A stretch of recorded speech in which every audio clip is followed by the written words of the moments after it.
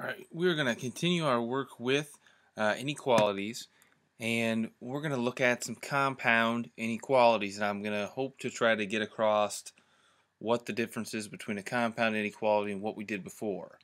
What we did before just looked something like this. Would have been x is greater than 7. So you just had to put something in that was greater than 7. Or we could have had x is less than or equal to 8. So it just needed to be 8 or anything smaller than that. We've got a difference in what you're going to see today. The difference is you may see some that the answer is between two numbers. So like x could be between this and this instead of just saying it's bigger than or just saying it's smaller, that it could be between.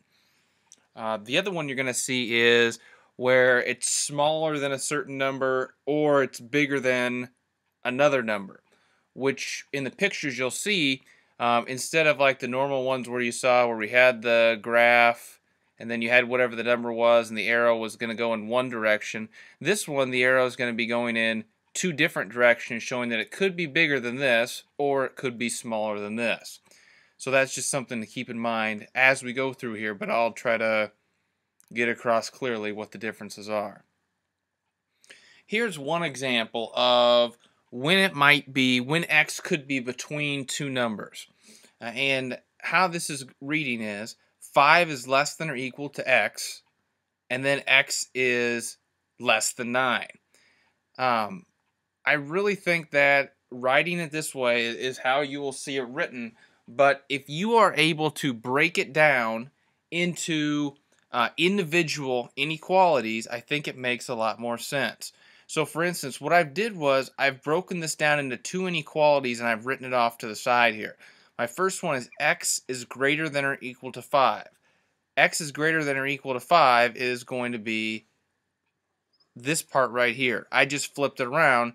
The mouth is still eating the x. I just flipped it around so the x is first because I think it makes a lot more sense if you have the x first when you're thinking about these.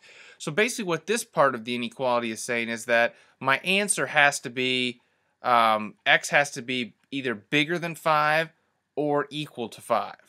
Okay? And then if I look at the other part of the inequality, which is written in the right order here, x has to be less than 9. So if you really think about it, it's got to be bigger than 5, but it's got to be less than 9. So that would indicate that it's got to be between some numbers here.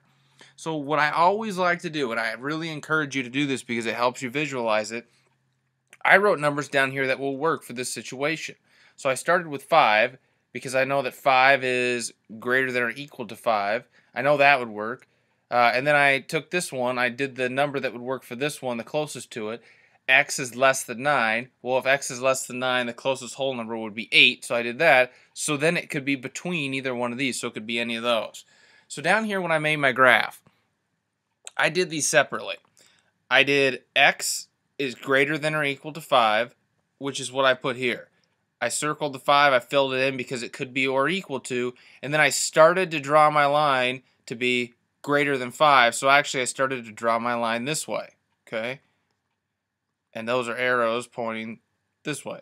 Now if I draw the other one, x is less than 9. I'd have my 9 in my circle and it would be open because it can't be or equal to. It doesn't have this line, it's not or equal to, so it just has to be less than 9. So then I drew my circle, my arrow, and I started drawing it this way. And then what you'll notice is they come together, which means that it could be anything bigger than this or it could be anything smaller than this. So this is how we'd make a graph. That's one of the differences you are going to see. The other one is when you have something that's either bigger than or smaller than. The key word you're going to see here is or. That means that either one will fit the situation. So what you'll see as far as an equation goes is you'll see two separate x's written like this with an or in the middle, meaning it could be this or it could be this. And then all I did down here was, again, I wrote down numbers that would work to make sure it makes sense. So x is less than 2. What are numbers that are less than 2? 1, 0, negative 10. So when I come down to my graph, I'm going to put my empty circle because it can't be or equal to, and then I'm going to point it in the direction that all these numbers are in, which is to the left, which is over here. When I come to this one, x is greater than or equal to 7.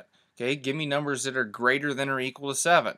7 would work, and then of course 8, 9, anything bigger than 7. So when I come down here in my graph, circle over the 7, it's shaded in because I've got the or equal to, and then I draw my line over to the right. So now you look at this and say, well, it could be over here, it could be over here. The only things it couldn't be are what's in between here or the empty circle right there. It can't be anything in between there. This would be our solution to that equation. So we're going to do two different ones here. First, we're going to start with graphing. We're just going to graph these here. Okay, so I'm going to come down here and I'm going to draw my graph.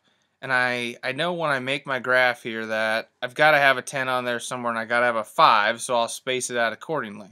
I'll just go 10, 9, 8, 7, 6, 5, and that's what we need. As long as we have those numbers, we'll be able to draw the arrows the right directions. This one is an or, so we know that it's going to be pointing outward. It's going to be pointing in two different directions here. So let's start with the first one here. 10x is greater than 10, so I need numbers that are greater than 10. So that'd be like 11, 12, 13. So I'll put my circle here. It's open because 10's not included, and then I'll just draw the arrow that goes in the direction of the numbers that I wrote down here. When I come to this one, x is less than or equal to 5. Okay, so numbers that'll work. I know 5 is going to work because it's or equal to. Okay, less than 5, we could do 4, 3, 2, any of those. So I'll come to my 5, circle, and I'll fill it in. And then I need numbers that point in this direction. That's going to just be like this. So the only numbers that won't work for this are the numbers that are in between here. That's how you would graph this one. Now when I come down here, I find that the easiest thing to do when I start this is draw them out separately. So I'm going to draw the first one would be x greater than or equal to -6. Okay, and I just flip this around so the x is first, still keeping the symbol the same because it's actually eating that. So I draw it like this, and then my other one just looks like this. It's already got the x first. So now I should be able to make my number line, and it shouldn't be too difficult. Here's -6. Let's get everything on there because I need -6 and I need 1 for sure.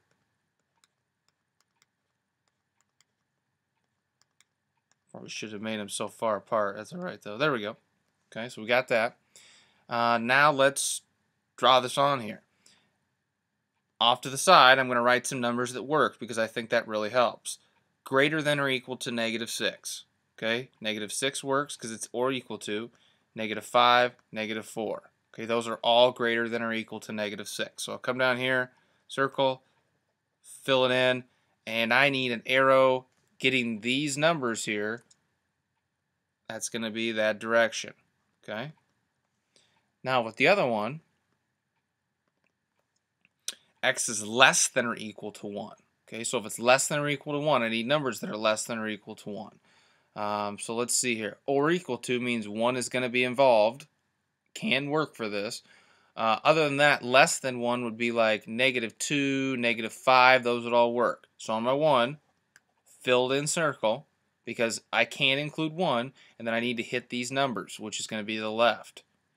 And you'll notice this comes together. So anything in between here, including the filled in dots, would be our answer. So an answer to this would be -5. An answer to this would be -2. If I put those in back in the original one, it makes sense and it works. All right, now let's write the inequalities. Okay, we're starting with the graph here. I automatically know, I'm going to start with this one actually. I automatically know for this one that this is going to be an or, because it could be going this way or it could be going this way. So I'll start with my or right in the middle. Okay, let's see here. Let's start off with this side of it. Okay, start with the small side first. Usually works out. That's usually how you'll see it anyway. So if I go x, and then I'm going to need 8, because that's what the number down here. I know it's going to be or equal to because the dot's filled in. Now let's think about which direction this needs to go here. Numbers that work here would be like 7, 6 would be over here, 5 would be over here. So all these numbers are less than 8. Okay, so that means that these are the solutions, and it needs to be less than 8 is your solution. So here's what we would put for this one. Okay, x less than 8. Okay, and that works because 6 is less than 8, 5 is less than 8. Now let's go to the other side. We'll put our x and we'll put our 10. Okay, looks like the numbers that work here are 10, so I'll put the or equal to. And then over here, looks like we've got 11, 12, 13. So it looks like x in this case is bigger than 10. So we need the greater than or equal to 10. This would work for this problem right here. Now for this one up here, it's going to be the ones where it's between. Okay, so in the middle of this one, we're going to have our x, and we're going to have our symbols around it here. So I'm going to put my 4 here, and I'm going to put my 6 here. And then I need the symbols to be filled in around this x. Now, I find this is how you're going to write it, but I find that it's helpful to write them both separately first. Okay, so this first one, if we just start with this first one here, this first one is going to be, the arrow is actually going, oops, that's not very good. The arrow is going this way. So it's going to be numbers that are bigger than 4. Okay, 5 and 6. So x is greater than 4. On the other end here, this arrow is going the opposite direction. They're kind of closing in on each other here. So that's going to be less than 6. So now we just have to figure out how to write this how you would normally see it. So I'll take my first one here. My first one, the mouth should be eating the x. Okay, so I'm going to write it like this. My second one, the mouth should be eating the 6. So I'm going to write it like this. There's our solution. And let's just make sure that makes sense here with everything we have. 5 is really the only thing that's going to work for this one. And if I put 5 into our solution or our equation to make sure it works, 4 is less than 5, which is true. 5 is less than 6, which is true. So this equation would work for this.